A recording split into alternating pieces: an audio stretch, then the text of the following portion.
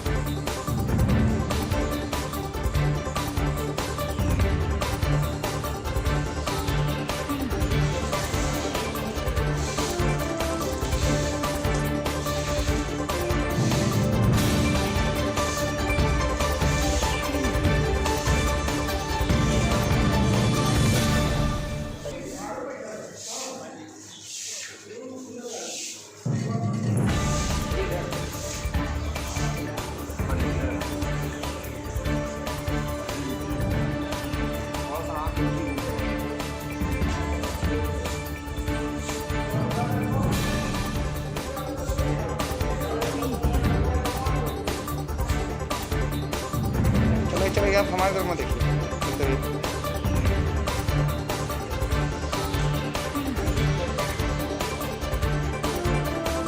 चलिए चलते रहिए चलते रहिए।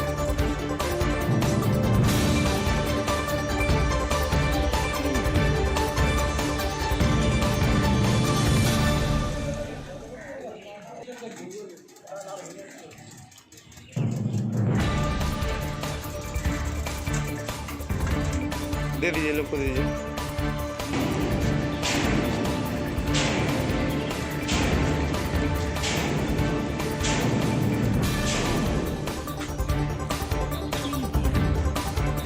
चलिए उधर ही निकल जाएगा।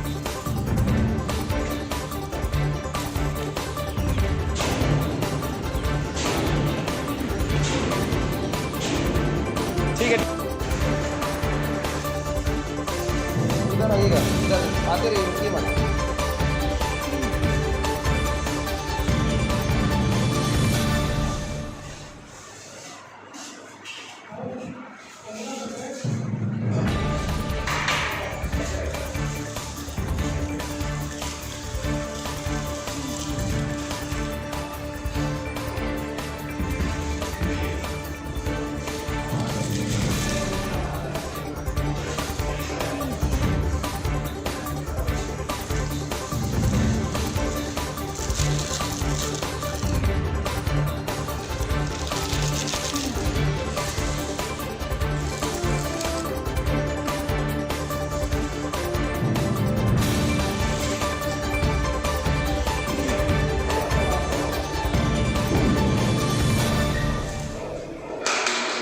आपका?